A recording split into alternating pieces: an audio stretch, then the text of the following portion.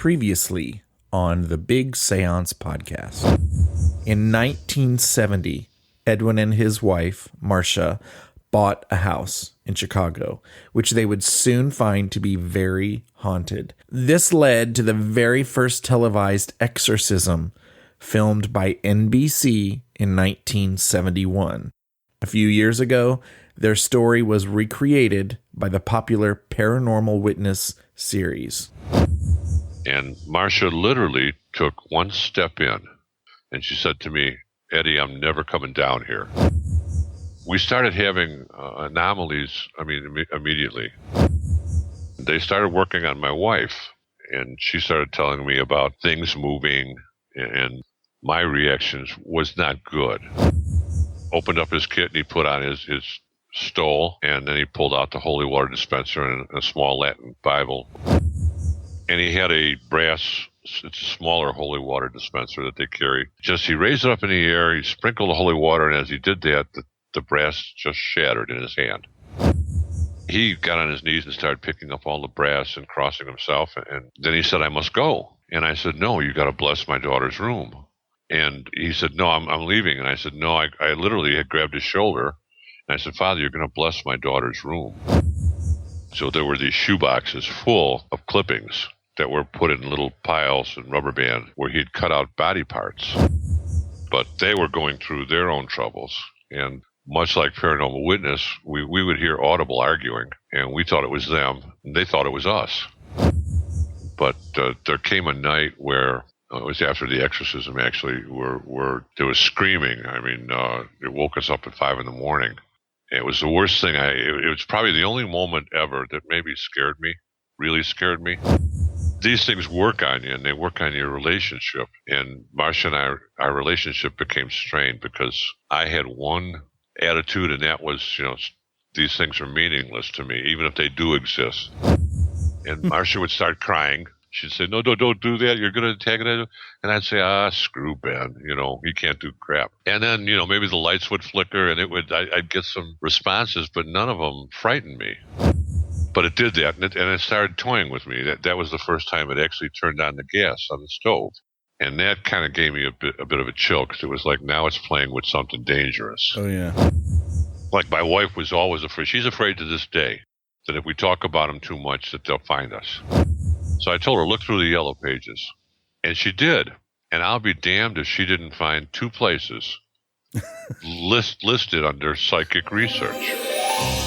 Welcome to the Big Séance podcast. I'm Patrick Keller of BigSeance.com, and this is a place for an open discussion on all things paranormal, but specifically topics like ghosts and hauntings, paranormal research, spirit communication, psychics and mediums, and life after death.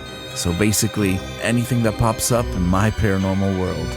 The candles are already lit, so you might as well come on in and join the Séance. Well, hello there. Today, I have part 2 of my fascinating interview with Edwin F. Becker. I really hope you've been enjoying this conversation as much as I did. If you missed part 1, you'll want to make sure and go back to the episode right before this one from November 6th, 2014. And then we'll see you back here. Really quickly, before we get to the conclusion of that conversation, I wanted to give you a scheduling update for the podcast. There will not be a new episode next week. As of this week, I'm going to publish new episodes every other week. From the beginning, I knew that with my schedule and work, it was going to be pretty tough to publish a weekly podcast. But I wanted to make it through the fall, as that's the time when I think most people are looking for their dose of the paranormal. But don't be sad. I'm still going to be here for my most serious and hardcore paranerdal friends throughout the winter and the spring. But my plan is to return to a weekly format again next summer or fall. So I'm still working on putting together some great content for you. It'll just be every other week. I want to thank all of you for your wonderful support since my first episode in June. Stay tuned, though, because in 2 weeks, I interview a writer with an incredibly interesting tale to tell right out of his own family history. And you haven't heard anything like it before. I'm talking about Tim Prossel. Don't forget to stay in touch with all things Big Séance at bigseance.com. Thanks, everyone. Now, here's part 2 of my interview with Edwin F. Becker. And I'll be damned if she didn't find 2 places listed under psychic research. Well, she invited the first people through, and to make a long story short, they were just charlatans. They were wannabes. Our building scared them more than it was scary to us. They ran out of there. They saw the phone come right off the hook in front of their eyes. Mm-hmm. And their eyes almost popped out of their head, and they were gone. But the second group, I mean, thank God we were at the right place at the right time, because there was a prominent psychic who was involved in the location of one of the Manson people, and he attained national prominence. His name was Joseph DeLuise. Mm-hmm. My book is dedicated to him because he was a psychic, and he was out to help people, primarily not to make money. So he didn't do, readings at $600 a minute over the telephone or anything like that. And he sent an author, Tom Valentine, to investigate us. And Valentine was a very good author. He worked for the New York Times. And it's a great story how he got into paranormal, but I won't tell it. But he checked Marcia and I out. He wanted to know our backgrounds, where we worked, what we did. I mean, he went to our refrigerator and opened it to see, is there alcohol in here? He found out, no, we're very clean people. We work. And then he investigated the building and decided, yeah, this is for real. So he invited Joe DeLuise to come in. And Joe DeLuise showed up with a protege, a woman. And I didn't like him. Much like I said in the book, he was, dark-haired, dressed in black, a goatee. He kind of looked more like the devil than he did like a psychic. And I'm always, being brought up in Chicago, I question everything. You're born skeptical. People aren't who they say they are a lot of times. And I saw him, and it was like, oh, no, here we go again. And he came into the house, and he did some stupid thing. I thought they were stupid. He basically looked in our living room first, and there was no furniture. And he said to me, "You don't use this room very much." and I'm thinking to myself, unless you were wrestling or boxing, you're right, because there's no, what the hell are you going to do in a room that's empty?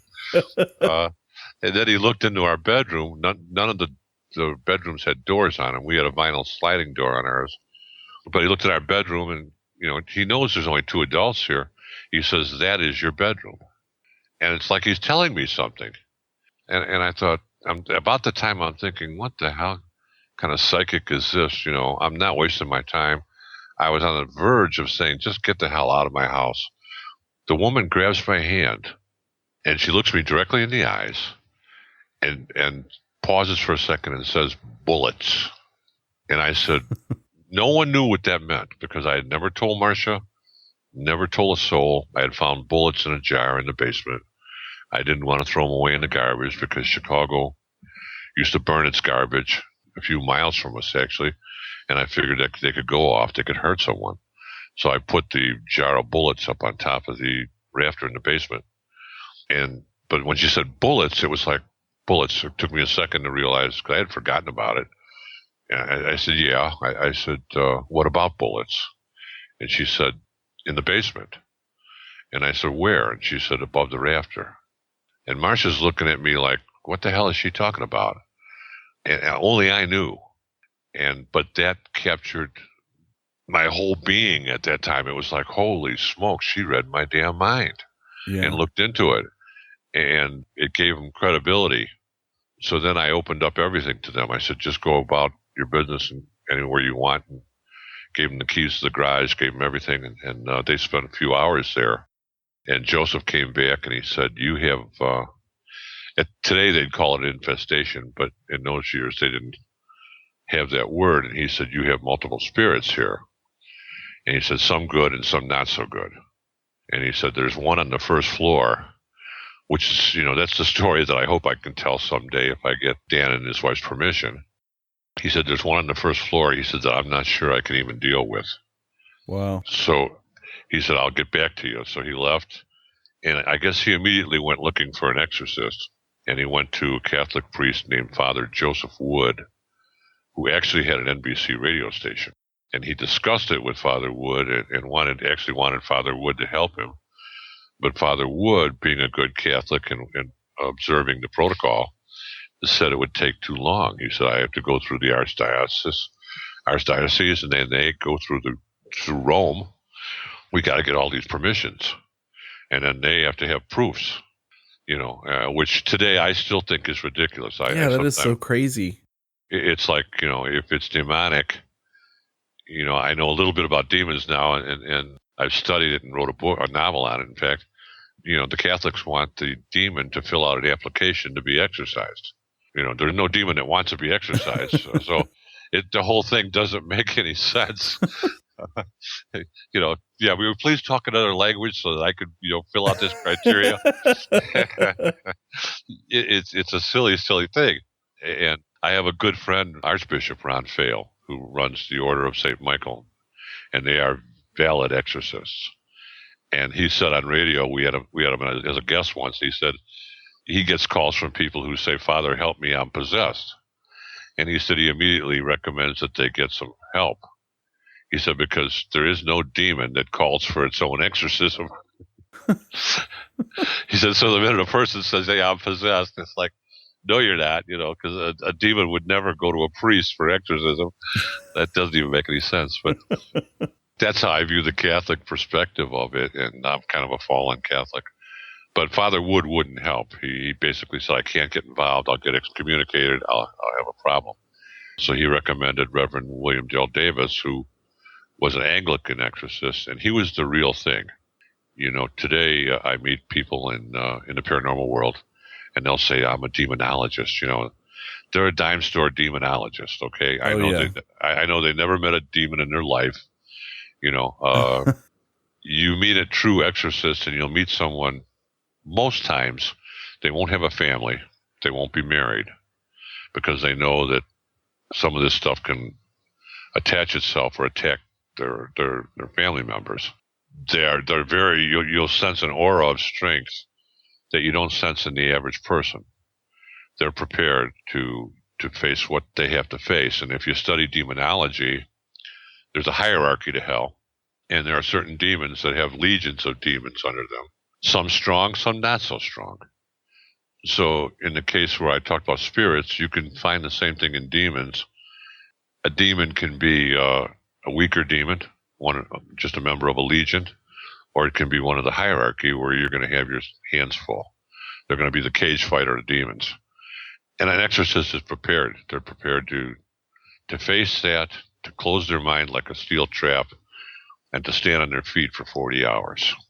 That's a true exorcist. So William Darrell Davis came in, and immediately I could sense his strength. But the problem became that an exorcist and a medium do not work well together. I don't know that there's ever been a case in history where, other than ours, where a demon and where an exorcist and a psychic worked well, because they're opposite philosophies. Mm-hmm. The psychic is a medium, and he wants to open his mind, let the spirit come in and deal with it. The exorcist, that's something they don't accept.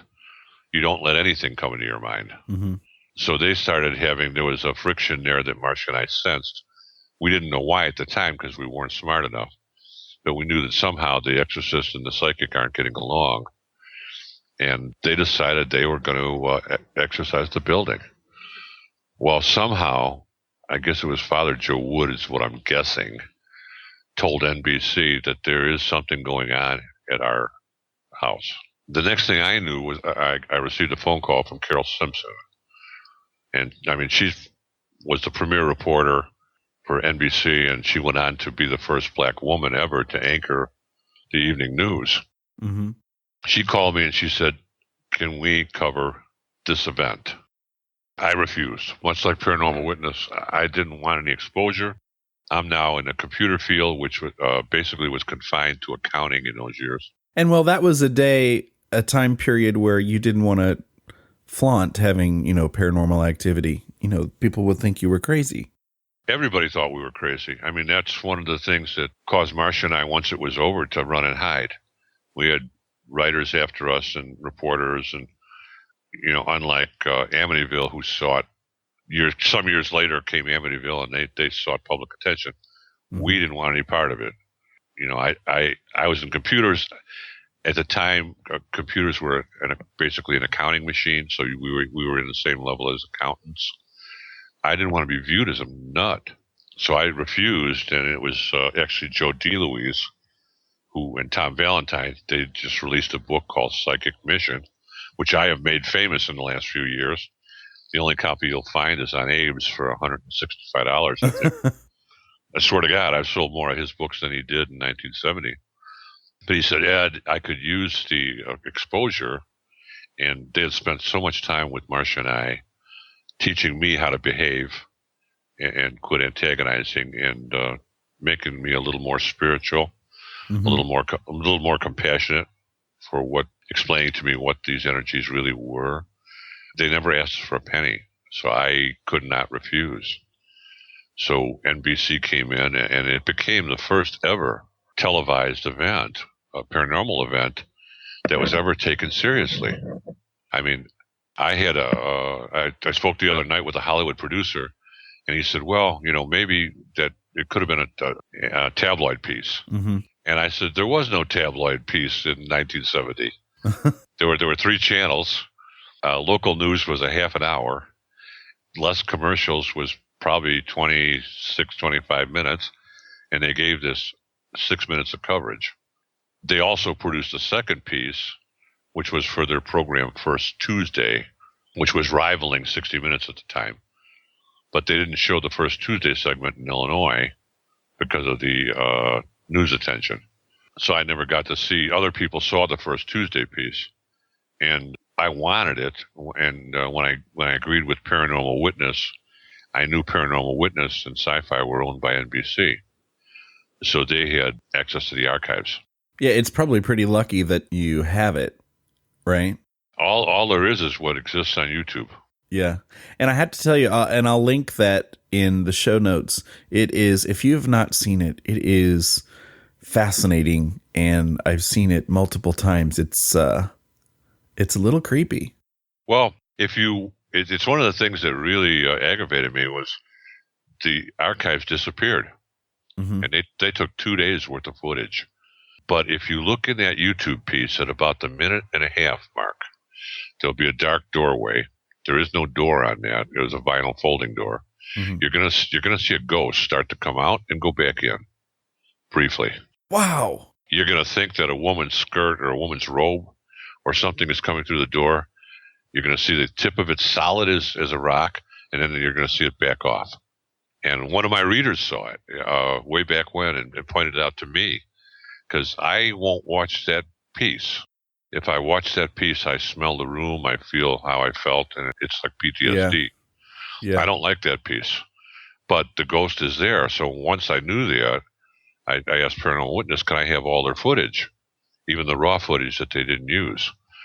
And they said, you can have whatever we find. So they went to Chicago in the archives. Everything is gone. Wow. Yeah, so they had to come back to me at the end of Paranormal Witness. It shows the scenes. Mm-hmm. Those were actually from my DVD. NBC lost everything. So they say. Yeah. And couldn't access it. But that exorcism went on for 3.5 hours. And it was very, very creepy. All I have is I got the sound tape because I had my tape recorder running. And I recorded all 3.5 hours. And there are sounds on there that were not heard by us audibly that are on the tape. You mean like EVP? Yeah, well, one of them is. One of them is clearer than any EVP I heard. There were a bunch of knockings and slammings, mm-hmm. which definitely wouldn't have been there, because the sound man was so sensitive when the birds started out. He didn't know how to handle the birds because they didn't have equalizers and things like we have today. one bird started chirping, and he kind of tried to adjust the sound. Next thing we knew, we had 2, 3, 4, 5. Next thing was 1,000 birds out front of our house. All kinds of birds, not like ravens or scary birds, just a huge flock of birds screaming. And they couldn't, if you listen to the YouTube closely, you'd find they couldn't filter it all out. You can hear them. Yeah. But on the sound tape I have, we have some knockings and some slammings. And then there's a clear child's voice that says, Mama. That's all we hear is Mama. And one on the second floor, half a mile from any school, in the middle of the day, windows closed, doors sealed. I mean, it's one of the mistakes that Carol Simpson made. She said a gust of wind came through the window. No, it didn't. Everything was sealed with salt. When the blinds rattled, there was no gust of wind coming from the outside. They rattled because they rattled. It was very, very frightening. But if you look at the end of the exorcism, you can tell that they were not successful. You can look on their faces, and they look like they just lost a basketball game by 52 points. And they left. And they stayed in touch with us. Everybody stayed in touch with us. I mean, I had to eventually lie to Carol Simpson. She is such a wonderful woman. She was calling us every week. Are you guys okay? Are you guys okay? And finally I told her, Carol, everything's fine. Everything's quiet. And I lied. And we communicated recently, and I asked her, I said, of all of that tens of thousands of news pieces, do you remember me? And she wrote me back, and she said, Ed, I will never forget you and Marcia. She said, it's the one piece she said she'd never, ever forget. And Joe DeLuise stayed with us and would come by and check on us and bless the house. He was an ordained minister. Besides being a psychic, he basically altered my behavior. And the only thing we could do was get out of there. And I took on a number of jobs. I actually lied in my book because I said I took 2 jobs. I actually had 3. I had my day job, which was 50 hours, 5 days a week and 4 on Saturdays. And then I'd go part-time and work at an ecological company called Copalmer in the evenings. And I'd work till 10 o'clock at night, 10:30. And then I had a weekend job for Franklin Spalding Business Machines, where I'd program their machines. And I just went into a routine where I was saving every damn cent I could find to get out of there. And the right opportunity, which is a whole nother story. It should never happen, but I believe, my guardian angel was with me. We got offered a real estate opportunity that was unheard of, and we moved out. And it was like I found this dynamic real estate agent who could sell. I mean, he could sell you the Brooklyn Bridge, but it broke his back. The Camel Street house broke his back. He wound up babbling to himself. After about 3 months, he said he'd shown it 100 times. And I finally said to him, I used the G word, the dreaded G word. I said, it's haunted. And instead of him being, looking at me like I'm nuts, he got excited. He said, you're kidding me. And I said, no. Well, there was a whole popularity about, my sister had done it, ruined her life, but there was a popularity with Ouija boards and seances, new age stuff, and, flower children. Him and his wife were into that. And he said, is it really haunted? And I said, you can check. You can, call the existing tenants because they're about to move out because of the activity, which he did. He verified it. I called my tenants. I said, just tell them the truth. And they did. And he said, Ed, I want the building.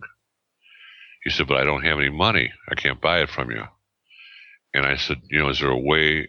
I said, all I want is I want out from the responsibility. Well, Illinois had what they called a quitclaim deed. And for $10, I could transfer, he could give me $10 and I could transfer all the responsibility and the mortgage to him. And it was all legal. And I told him, I said, you get the deed, I'll sign it. You can have the building. Everything in it. I had window air conditioners in the basement. I said, you could have the window air conditioners.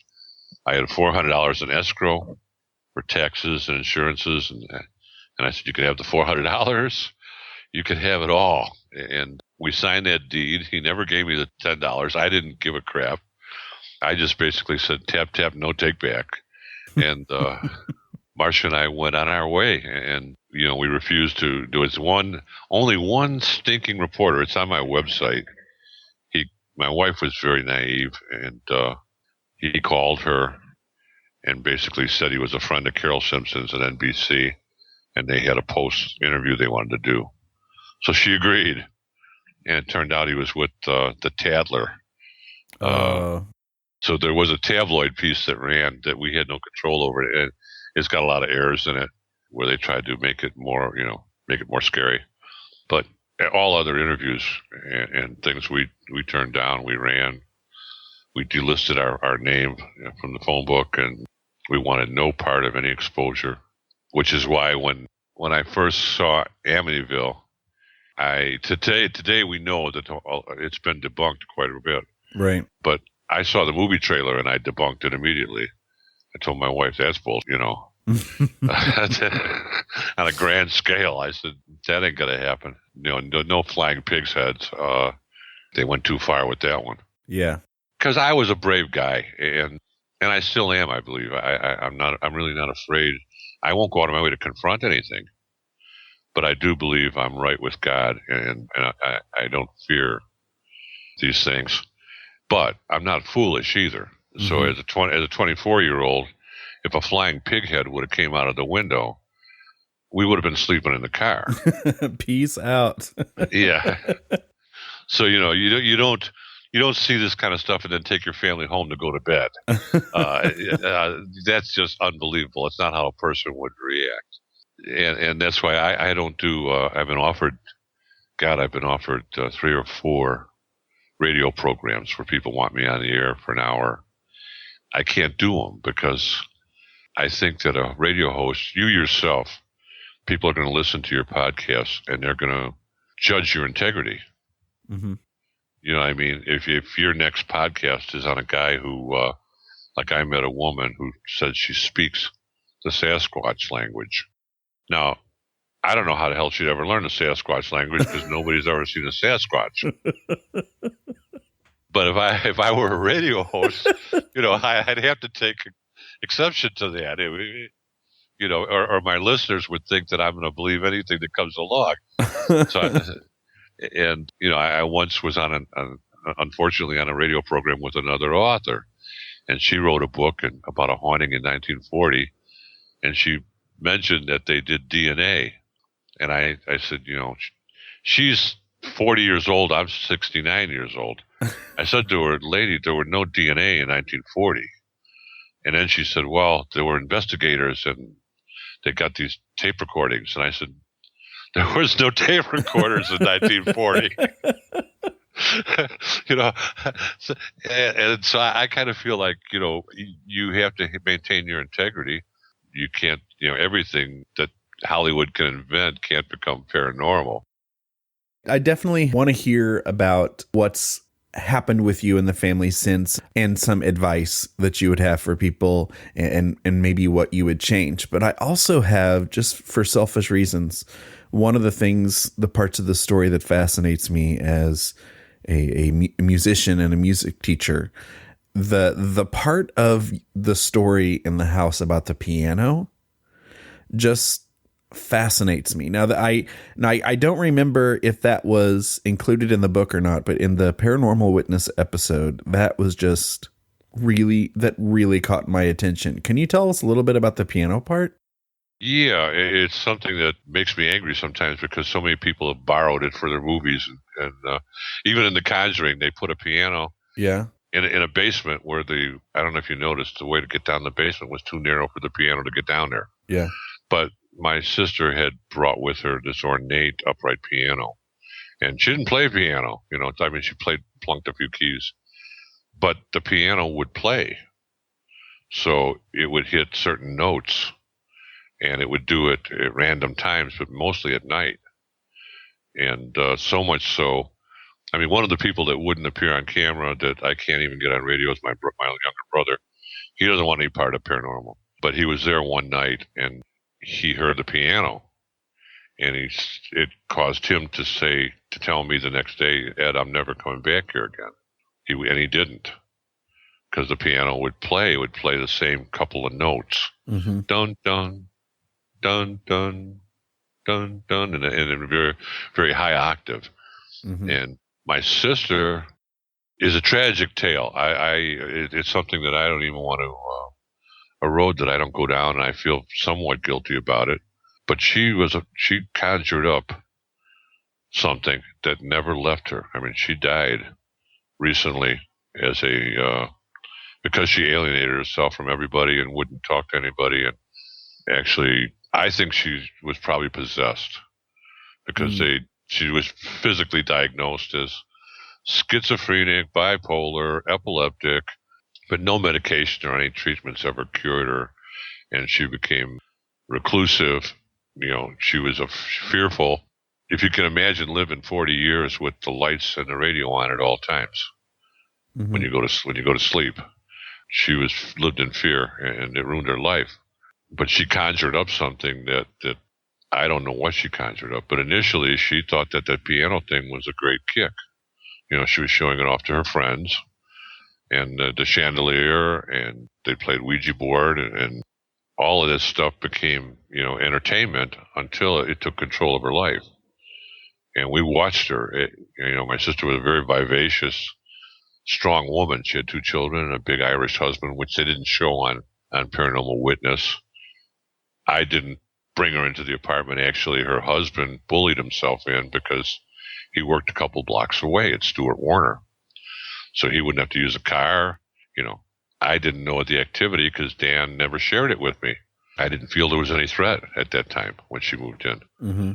And I also didn't know that she was messing with the occult, which eventually I found out. But she messed with the occult, and it ruined her life. And we watched her go from happy and being a great mother to all of a sudden becoming depressed and serious, all of a sudden complaining that she's hearing voices, all of a sudden becoming abusive to her husband and children, and then eventually disappearing, running away in the middle of the night. And she was found eventually with a cult-like group in Cicero, Illinois, and was never the same. Mm-hmm. She was never the same. It changed her. And then what she did with the rest of her life, I won't even talk about because it would hurt her children and hurt her family. But she led a very dark life. So how did this change your life? And then because I know that I do have listeners that do experience to a certain extent, events, maybe not as hardcore as this, but, I'm a person who is so interested in the paranormal and that's what I do, but I don't have a lot of paranormal history. I never experienced any of this stuff, but I know that some of the listeners do. So I want to make sure you have the opportunity to give them advice on if they're going through an event like this, in hindsight, what would you do differently and what you would advise someone going through this? Well, today, I mean, boy, I wish I was as smart at 24 as I am today. I didn't feel, when I bought the building and I went into a room that was noticeably cooler than the rest of the rooms, I thought it was a benefit. In Chicago, without central air conditioning and needing window air conditioners, I didn't recognize so many things. If your listeners are paranormally educating themselves, pay attention to your body. If a place is inhabited, typically they will send you signals. Now, a ghost that is not harmful, a spirit, might be there, and there's more of them than you can ever imagine. I've got letters. In the last 3 years, I got a pile of letters 2 feet high, literally, from people who had some type of occurrence that maybe I mentioned in the book. Mm-hmm. But typically, a ghost is not malevolent. Why they're trapped here, I don't know. But I get people who say, well, I hear footsteps in the hall, and it can even be at certain times of the year, every fall or whatever. I tell them, are you frightened? If you're not frightened, you ignore it and say a prayer for that person and just go about your business. They don't address it. Don't try to interface with it. Just ignore it, and you'll be okay. If you're out looking at a place, pay attention to your body, because if the hair goes up on your arms, if you feel a chill, if you hear a ringing in your ears, if you automatically feel, let's say, a hot flash, there are definitely signals your body will send. And typically, it's only going to be a negative spirit that's going to send those signals. It's going to let you know the air will all of a sudden maybe be a little bit heavier in one room. The temperature might be a little bit cooler for no explained reason. Pay attention to all that. And Marcia and I, we just moved from Branson to Springfield. We found the perfect house. It was 3 doors down from Mercy Hospital. It was built in the 30s. It was an Art Deco with a carport that went into a garage, very classic looking. It was a bargain. We walked into that house, and naturally, Marcia went right for the kitchen. I went right for the basement, for the man cave, Mm-hmm. I got down in the basement. Got halfway in, and it hit me. The air got thick. There was a slight ringing in my ears, and I basically backed off, and I said, I'm sorry I intruded in your space. God bless you. I went back upstairs. I said, Marcia, and I saw the same expression on her face. She said, no, we don't want this house. And we walked out. Now, she could have threw me to the hospital. It would have been very safe for me to live there, but we couldn't buy that house. We knew it was inhabited, and we knew whatever was inhabited was possessive. It was letting us know right away that there's something here. You can feel it, okay? You can feel it if you're paying attention. And I love your response to that. Just back off, give them the space. God bless you. That's what a lot more people should react that way. Marcia and I have had a number of occurrences since Campbell Street, and most times that's how I handle them. Because there are spirits. Even in this house here, which is very, very clean and is blessed from head to toe, and there's blessed items in every room, whether they're conspicuous or not, we get travelers. We call them travelers. Mm-hmm. And we get more of them during the holiday season, which Marcia always blames on my relatives. I don't know why. I don't know why she doesn't think they're her relatives, but she says they're your relatives, And they'll let us know they're here sometimes, and we can sense them, and sometimes they'll show up in a camera as an orb, a single orb. And let me tell your listeners about this, all right, because there's a huge debate going on about orbs. Yeah, go ahead. My daughter is a professional photographer, and people send me all kinds of pictures. And the first thing I do is I send those pictures to my daughter, and typically 99% of them she'll send back to me using a picture of our family and showing me the same type of situation. Mm-hmm. She can recreate them, and she'll say, Dad, this is fake. With orbs, she can create orbs using dust, like people say, but she can only create clusters. If you rattle up dust, okay, it's going to be a lot of dust.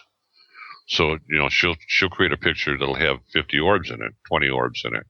Her take on it as a professional photographer, and she's done magazine covers and she's done inserts and advertisements. She says if you have a picture where there's only, let's say, a single orb or 2 orbs, she says that's something to take seriously. Yeah. And I've got a picture on my Facebook. I should put it on my website. It's a medium that I know that's very, very talented. She's an empath. It's her program that I do on Sundays.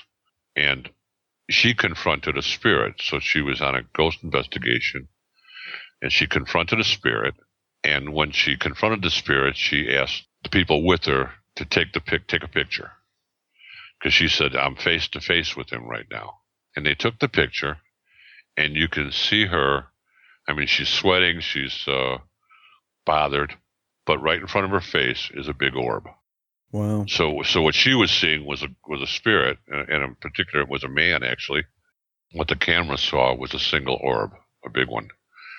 And so you got real orbs, and you got not so real orbs. In the world of paranormal, I find it absurd if anyone basically poo-poos everything. The orbs are all phony. Well, just because we can recreate it doesn't mean it's phony.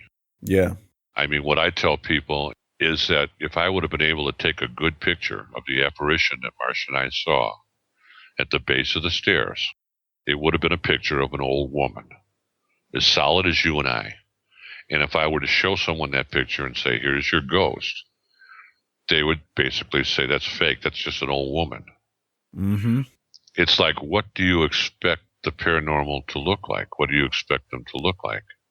You know, aliens, devils, animals. A lot of these, I don't know what all spirits are, so I'm not an expert. I can't tell you. I can sense malevolence against non-malevolence. I know demonic. Demonic is something that's, if you have to ask the question, is it a malevolent spirit or is it a demon? It's not a demon. A demon is going to let you know. They're going to let you know with the power, the sheer power and force. So a malevolent spirit can be, or what they might call a poltergeist, can be playful, can be mischievous, can create damage, some damage, but it's not going to harm you like a demon would. But in this world where, you know, everybody's questioning everything, I find it kind of ridiculous that, you know, it's paranormal, which means there is no answer. You know, the only thing I think I question is where people basically describe things that only Hollywood has created. Yeah. So when they start describing portals that you can walk through, it's like, no, your imagination has gone a little bit too far. You know, even I just watched Deliver Us from Evil, Ralph Sarchie. Mm-hmm. No, I don't believe it. There's a saying that you can say that can open up a portal anywhere you go. I'm sorry, you know, I don't think that that's Ralph's story. I think Hollywood distorted it. So, you know, people believe the Hollywood things. Ghosts are not theatrical. They're random. They vary in their power. They vary in their intent. They're unpredictable. Yeah.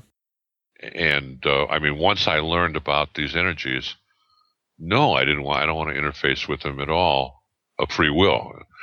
If they wind up traveling through our house or something, I know that they're not malevolent because they wouldn't be able to exist here. So we pray for them, you know, and I can tell you of a real experience that I had. I've died twice in my life, okay? The last time was November 8th, 2012. I had an attack of V-tachycardia, ventricular tachycardia, as a result of a previous heart attack I had 20 years ago. They shocked me, and my heart stopped. Instead of resetting, it stopped. And then they kept shocking me, and they finally, the last one, I guess, was the maximum voltage, because they had to bring in a special guy to approve it. And they brought me back. I never knew I was gone. Okay, so I was on the gurney as far as I knew, and I was laying there, and they kept asking me, what's your name? And I said, Ed Becker. What's your name? Ed Becker.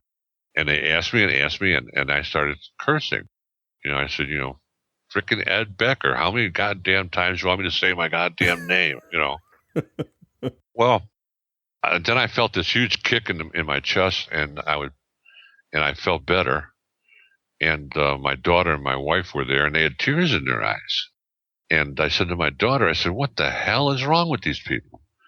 And she's looking at me like I'm nuts, and she says, what are you talking about, Dad? And I said, they asked me my name 52 times. How many? I said, what the hell does that have to do with anything?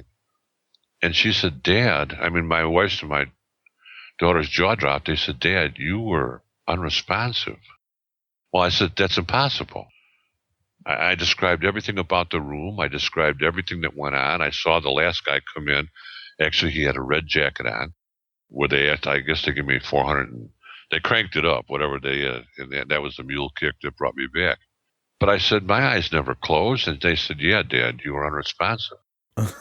Well, what gets me now is that, was I a ghost? You know what I mean? Uh-huh. If I was there and aware of everything and seeing everything that was going on, and I thought I was screaming and they didn't hear a word, but I was aware of everything, if I wouldn't have come back, would I have been wandering that hall? Some deep questions. Yeah, it's, I mean, my daughter and my wife were amazed because I described everything, and the one guy grabbing my hand and the guy in the red jacket I never should have saw, but I saw everything that was going on, and I really had an attitude about them asking my name so many times. The doctor was surprised. Then I found out what Michael Jackson was addicted to because I was so pissed off. The doctor said, I'm going to give you something that's going to make you really happy. I swear to God, he gave me an injection, and it was like oh my God, this is this is good. A little bit of that propofol was there? Yeah, apparently, yeah, Uh-huh. because I knew why now Michael Jackson named his place Neverland. It was like, I could fly. But I always wonder, was I a ghost? Is that what happens to a ghost? That they die and they don't know it? Well, and it also makes you wonder what would happen if we experimented with EVP in hospitals in those types of situations, or, other paranormal investigation equipment. Would you see people who were out but not dead? And, would you experience paranormal activity from Oh, those I believe people? I believe a lot in hospitals. I believe a lot in hospitals. As a writer, I've always been observant. I watch everything and people's behaviors and facial expressions, things about the room. I'm pretty good. A lot of people call me empathic, but I'm not. I'm just I had psychology, and I know all the facial tics for lies. I'm a great reader of people and things. And I can walk into someone's office, like I had to be treated for PTSD after my first heart attack. And I had to get matched up. You got to get matched up with a psychologist that you can be on the same level with. So I can walk. I walked into the first psychologist they matched me up with. I looked in his office, and there was just a picture of him and his fishing buddy. And then there was a picture of him bowling. I saw no family. I saw no children. I saw nothing other than a self-centered person. And I knew that I had nothing in common with this man. So I can read a room, and I'm pretty good at it. And I was at the hospital. I've gone to the emergency room probably half a dozen times this year because I've got blood clots in my leg. And in the ER, they've got a door that opens automatically. Plate on one side, plate on the other. Mm-hmm.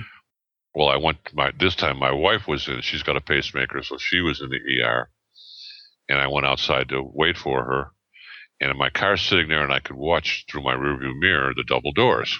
And people will step on this thing, the double doors open, blah, blah, blah. Well, I'm watching, and everything got still, and the activity ceased, and there was nobody there. And for no reason, the double doors opened.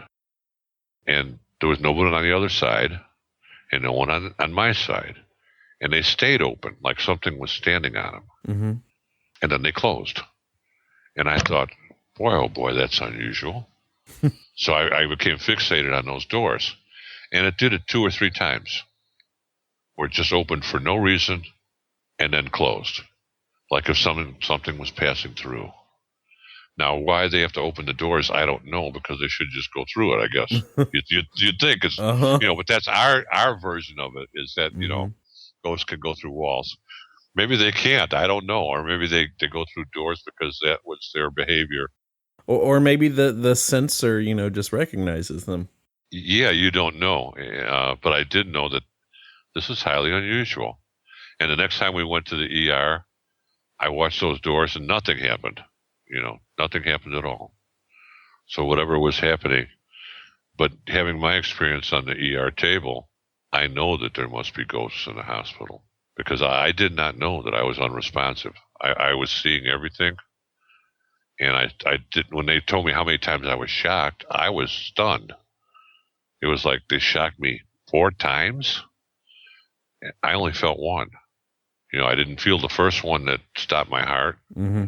And I didn't feel the next 2 or 3 afterward until that last one got me. And so, yeah, I believe hospitals are probably quite active. Well, Ed, why don't you give us where we can find you online, and where we can be looking for those, looking for that possible future book and your radio shows. Let us know how we can find you. It's very easy. www.edwinbecker.com. And I take great pride. I answer every email, good, bad, or otherwise. So I have had a few people write me and say, your book's not scary enough, and I didn't like it. And I'll write them back, and I tell them I apologize. I'm sorry. I did not mean to offend you. I wish you would have been happy with it. I will answer every email. at www.edwinbecker.com. The book itself has a beautiful website created by my daughter, www.truehaunting.com. And you can also find me on Facebook.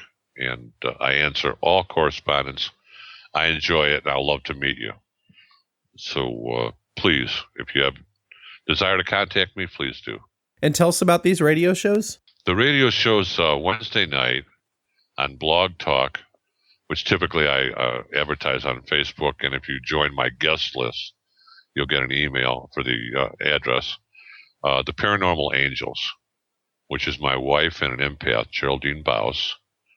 They have their own program, and sometimes I jump in to put in my 2 cents. I produce that program. And then on Sundays is the same. It's a show called Empath Talk, where Geraldine Baus basically talks about gifted people and the various levels of gifts that people can be born with, from being psychic to empathic to clairaudient to all these various things in quality telekinesis. Very, very educational if you have that interest. And I produce that for her. And I'm on radio from time to time. Cool. Well, Ed, I had to tell you, I thoroughly enjoyed our conversation. And like I said earlier, I'm honored to have you on the podcast. And I wish you good health. And you totally rock. I enjoyed the book. And I'll probably read anything else you throw at me. So thank you for being here, sir. Patrick, you're so welcome. As I said, you have a great radio voice and a great manner, and I've been pleased to meet you. So in the future, if there's anything I can do for you, just don't hesitate. Oh, you rock. Thank you very much. For show notes, including links to anything we may have mentioned in this episode, visit bigseance.com, now the home of both the blog and the podcast. Just click on the Big Seance Podcast logo or find it in the menu. You can also find and subscribe to the show on iTunes and Stitcher. Do you have any comments or feedback? Please contact me at patrick@bigseance.com. You can call my feedback line at 7755-TELL-ME. That's 775-583-5563. You can also record audio feedback right from the site using the SpeakPipe link included in the show notes. I could decide to include your voice in a future show. Thank you so much for listening and reading. Unfortunately, it's time to blow the candles out, but we'll see you and light them again next time.